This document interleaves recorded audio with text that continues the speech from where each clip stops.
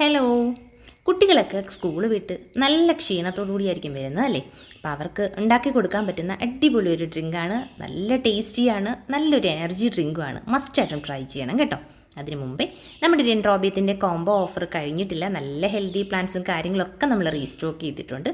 10 colour 1100, 15 colour 1650 combo offer ഉള്ളത്.